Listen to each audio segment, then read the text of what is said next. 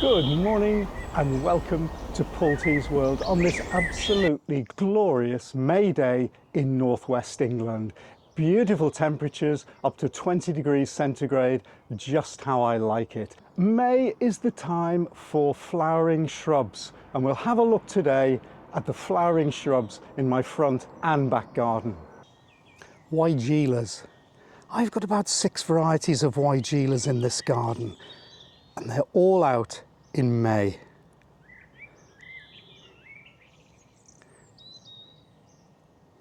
This one overhangs the pond, and as we pass to the other one, we've got the London Pride.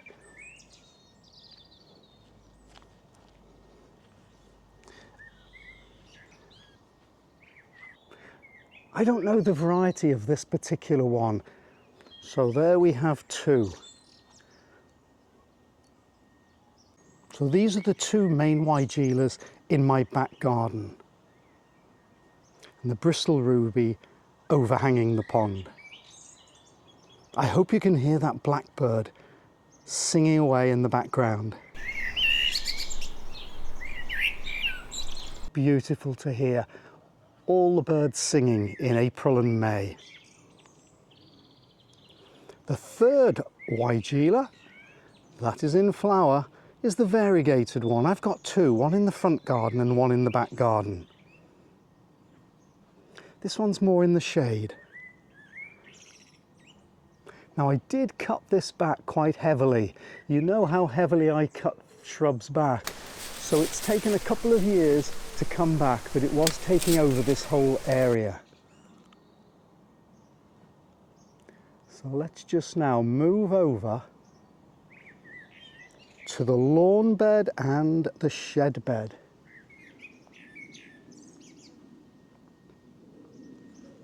Deciduous azaleas.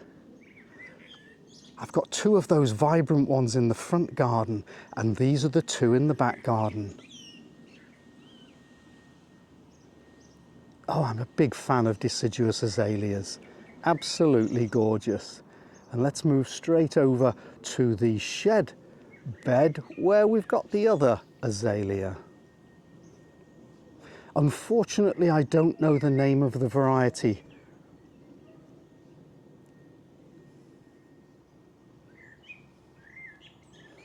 Little azalea here underneath.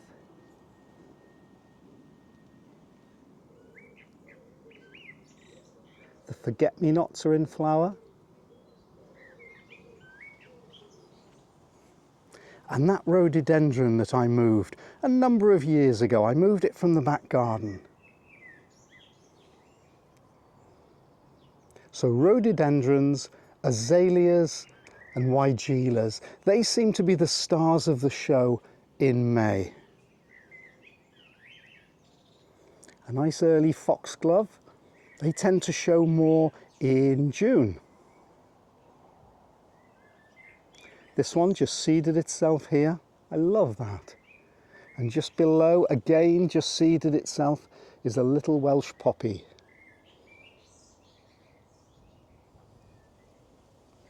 The Mexican fleabane is in flower. In fact, everything's in flower at this time of the year. Ivy leaf toadflax is in flower. Let's find out what else is in flower at the moment. We've got the dicentra, early flowering, just a little bit over now. Let's have another little view of that deciduous azalea.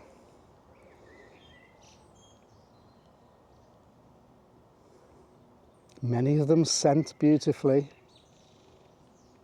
And the London Pride, which rings the pond. And the alliums. Now, I planted a number of alliums, about 14 or 15 in this bed, and they've actually spread to different parts of the bed and also to some other parts of the garden.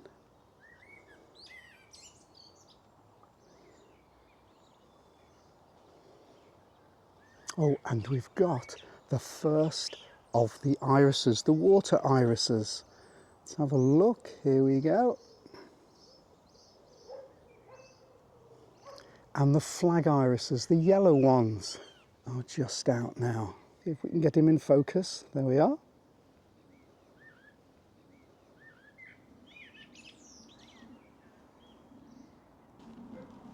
On the patio we have some of the montanas just finishing off.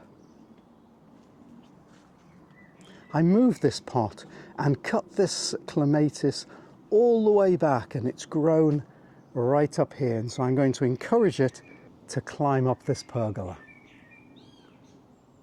Let's now go and see what's in flower in the front garden. We'll just pass the side of the house. The potatoes are coming up. I put them in bags this year.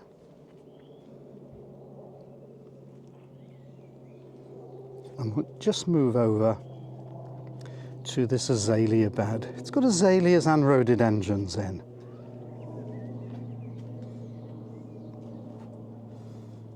Just look at this one. Oh, it's amazing when you can't even see the shrub for flowers. Now what's nice about the azaleas is they're rather staggered. Each azalea comes out at a different time. Oh, and in the last video I said I'd cut back this choicea, which is in flower.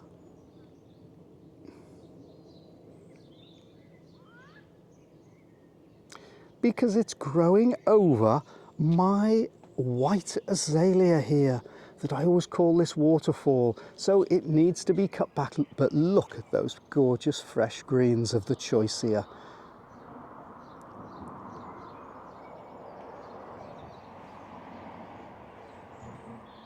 This white one tends to be the last one out. As you can see, this one is well over, this evergreen azalea, and this one is at its peak. But for me, I think the stars of the show are these two deciduous azaleas. Absolutely gorgeous. I can't remember varieties, so what I'm going to do is I'm going to put the variety down in a caption below right now. And look at this one.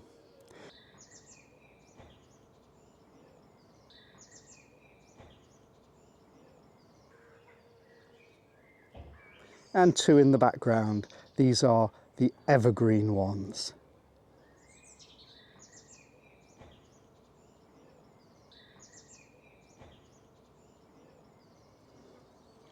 For a little bit of a change, I put this rhododendron in here. And growing behind the rhododendron are foxgloves, self-sown. And they're staying there, beautiful. Oh, look at this. I don't want to wait till these flower. I've got bindweed. Look at that, growing through the hedge from a road next door. So I'll have to sort that out. Now let's go in the front garden, see if there's anything flowering there. This is a cistus. I really liked it. I first saw it at Ness Gardens on the Wirral. They've got a lot of them. They are absolutely spectacular. So I went to a local garden centre and found them. And here it is. We've got the osteospermum in flower there. First one's coming through. Here we have two of my climbing roses. First one out. And Dancing Queen next to it. I haven't spoken too much about this particular bed on the other side of the pathway at the front door, but I'll be talking about it later on this year. Here's a choicea I put in, the same choicea as from the other side of the garden. Not much in flower here. There's an escallonia that isn't looking great. It doesn't seem to like our winters very much. So I think I might put a clematis at its base and see if it can grow up. Here's the variegated weigela in the front garden. This is a cutting from the one in the back garden.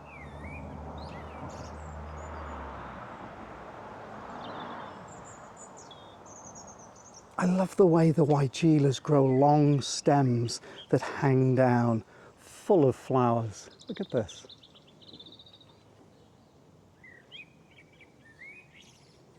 And when those stems are getting too much or too long, I'll simply cut them back 2 or 3 feet as soon as the flowers are over and let it start again. Just my kind of shrub. And with this one being variegated, it looks nice at all times of the year. And it's evergreen. Most of the azaleas in this bed along the pathway are now over. They're fairly early ones, all of them different. This one's still got its flowers, and then behind we've got this dwarf, so-called dwarf, rhododendron. I'll see if I can just step over this bed here so we get to this rhododendron here. Bees love the rhododendron flowers. A couple of bumblebees on them now.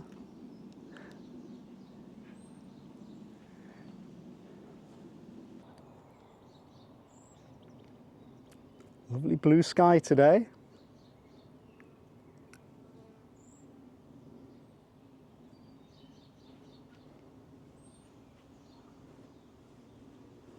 Over here on the wall, now I got this as a cutting from my sister. Well, I say a cutting, I just dug a little bit up. I don't know the name of this one, but I love plants that grow over walls and tumble down.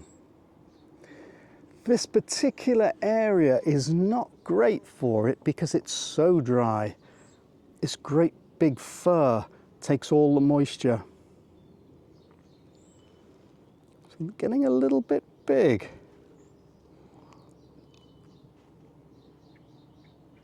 Oh, what's that? 20, 25 feet?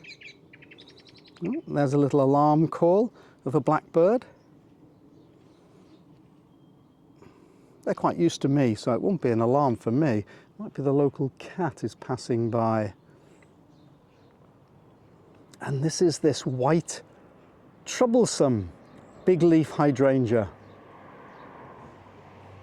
Do you remember, was it 2 years ago, I cut this virtually back to the ground just to see what would happen and see if it would flower that year, which of course it did, contrary to popular belief. The trouble with this particular big leaf mophead hydrangea is it needs so much water. It's in a place, there's a tree here, it's a crabapple tree, maybe that takes all the moisture, but I'm constantly watering this in the summer and it's a little bit high maintenance. Well, I've threatened this hydrangea every summer when its leaves droop and I've got to water it again and there's hardly any water in the water butts. I've kind of, well, it's going to have to go. I'm afraid it's got to go, and it's not in the right place. There's too much competition for water, and so I'm going to dig it up and I'm going to, what shall I do? Shall I put a weigela there? Do weigelas need as much water? Well, certainly not as much water as a hydrangea anyway. So this will be its last summer, I think. It is a shame because it gets absolutely covered in blooms, just like all the hydrangeas. Just look at all these blooms ready to start. Look at that, it'll be absolutely covered. Now this rhododendron has been struggling. You can see some of the leaves are in fact a little bit on the yellow side, and I've been giving it sequestered iron to help it on its way. And look at the buds here. This is the best it has ever bloomed. Look at that. Nice. Oh, and here's a couple of flowering weeds. They're going to have to go. They're all over my garden, these weeds. And next to it, another deciduous azalea that has flowered well. And now you can see all that fresh new growth. Just look at the gorgeous greens there. Beautiful.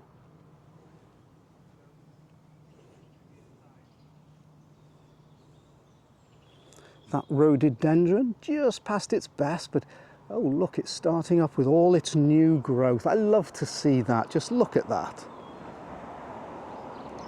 New little fresh green leaves. Do you know, I like fresh growth almost as much as I like blooms. In fact, I like everything that happens in the garden. The new fresh greens of April and May are fabulous. We have these early flowering shrubs, the weigelas, the rhododendrons, the azaleas, give masses of colour in the garden early in the year. And we have everything to look forward to in June and July as the summer flowering shrubs start showing. I'd just like to thank all the lovely comments and well wishes on my last video. My foot is doing well. It will be okay soon. I did mow the lawn early on and it didn't like that very much, but hey, life goes on and it's going to be fine shortly. So I hope you like this little video in my English garden in northwest England on the coast. And I'll see you next time. Bye.